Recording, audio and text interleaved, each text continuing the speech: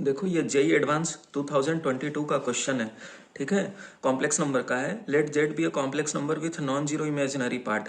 क्या कह रहा है? जेड कोई कॉम्प्लेक्स नंबर है जिसका नॉन जीरो इमेजिनरी पार्ट है, ठीक है। If 2 + 3z + 4z square upon 2 - 3z + 4z square is a real number, then the value of mod of z square is. देखो सब लोगों ने तो क्वेश्चन इसको सॉल्व किया है रियल नंबर का यूज करके कि z equal to z conjugate होता है रियल नंबर के केस में, ठीक है।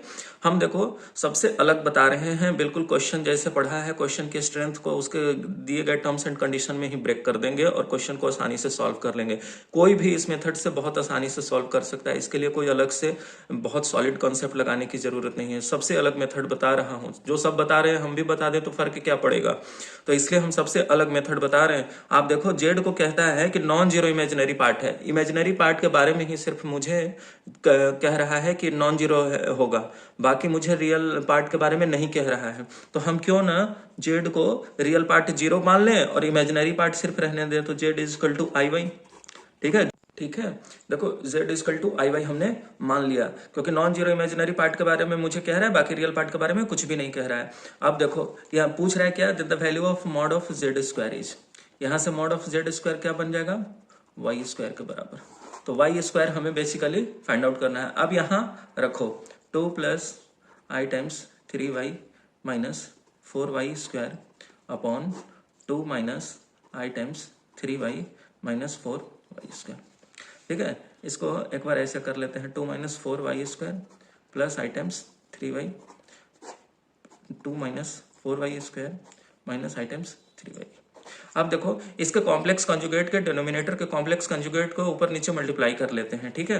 तो ये तो कॉम्प्लेक्स कंजुगेट में क्या बन जाएगा, 2 - 4y square plus i times 3y, तो ये पूरा स्क्वायर हो जाएगा, ठीक है। और ये a square minus b square के फॉर्म में आ जाएगा, ठीक है। तो आप इसको नीचे वाले को लिख लेते हैं, ऊपर तो होल स्क्वायर हो जाएगा और नीचे वाला लिख लेंगे 2 - 4y square plus i times 3y, यही होगा।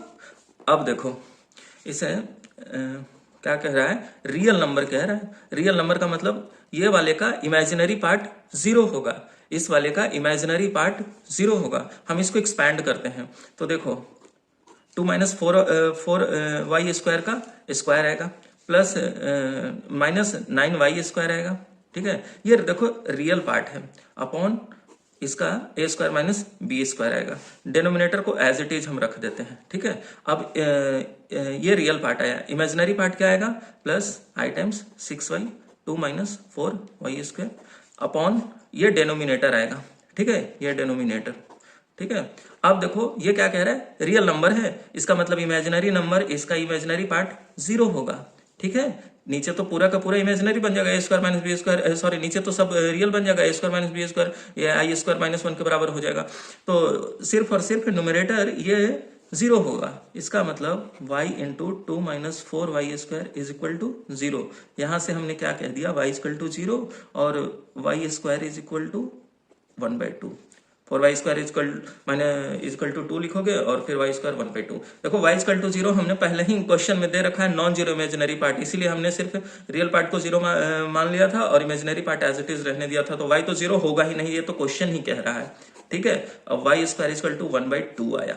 Z square mod of z square कितना पूछ रहा है, y स्क्वायर के बराबर है, mod of z square equal to y square is equal to 1/2। ये आपका आसानी से तुरंत हम आंसर पे पहुंच गए, ठीक है। तो इतने आसानी से हमने सॉल्व कर लिया है इसको।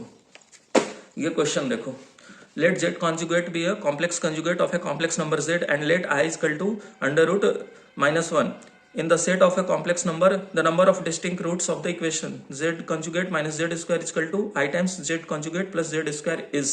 देखो इसमें 3 आंसर बता रहे हैं, लेकिन मेरे ख्याल से इसमें 4 आंसर होंगे, चार डिस्टिंक्ट रूट्स मिलेंगे। हम दिखा रहे हैं कैसे। देखो जेड कंजुगेट वाले को एक तरफ कर लो, z conjugate into 1 - i is equal to z square 1 + i, ठीक है। अब इसे पोलर कोऑर्डिनेट में लिख लेते हैं, z equal to r into e theta, ठीक है।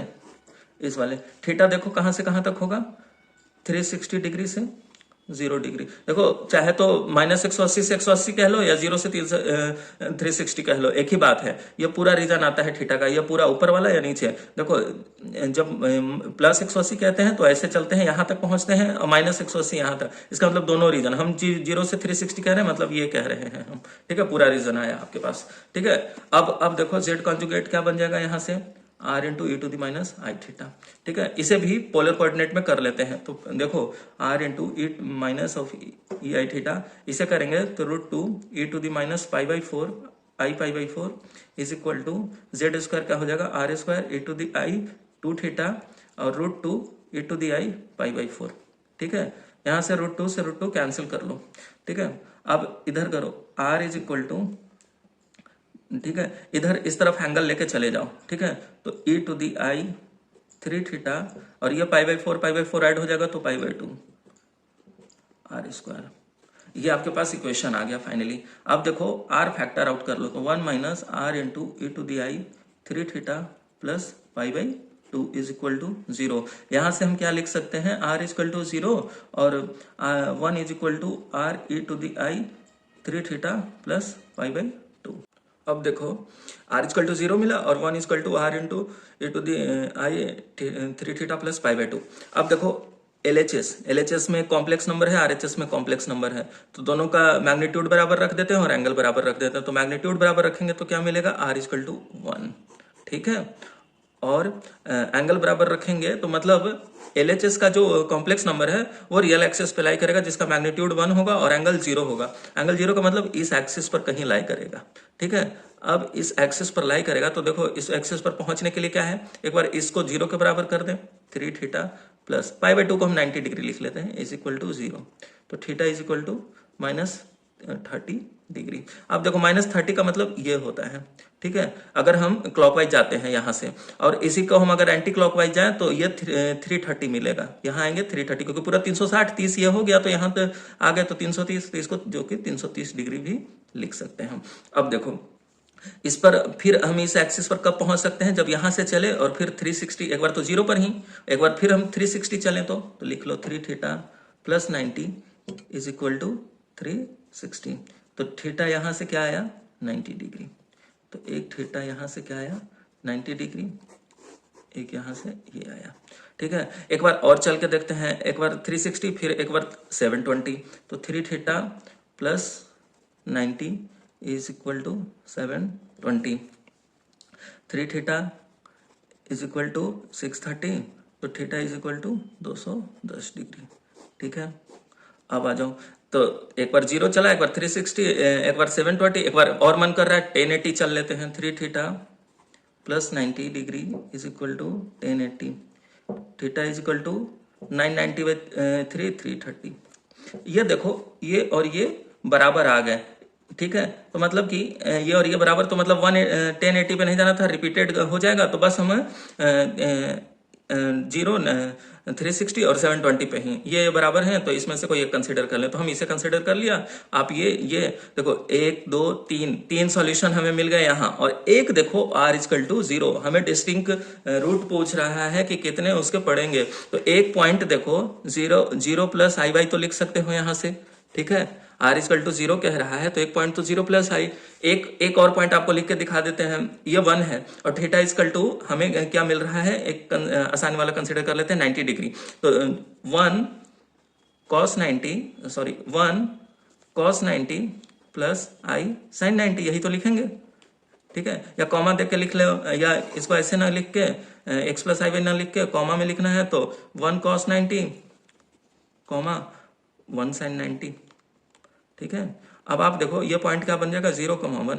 तो ऐसे करके ये Z1 हुआ, ये Z2 हुआ, ऐसे करके ये Z3 मिल जाएगा यहाँ पे, और यहाँ पे Z4 मिल जाएगा। तो टोटल मेरे हिसाब से 4 पॉइंट्स मिलेंगे मुझे, 4 डिस्टिंक्ट रूट्स मिलेंगे इसके। तो अब कई आंसर 3 दे रहे हैं, लेकिन 0 भी कंसिडर करना पड़ेगा। 0 भी आपका एक रूट एग्जिस्ट करेगा। आप मेन इक्वेशन में भी रख के 0 देख लो, दोनों LHS RHS सेटिस्फाई करेगा। तो मेरे हिसाब से 4 पॉइंट्स होने चाहिए इसके, 4 आंसर सही है।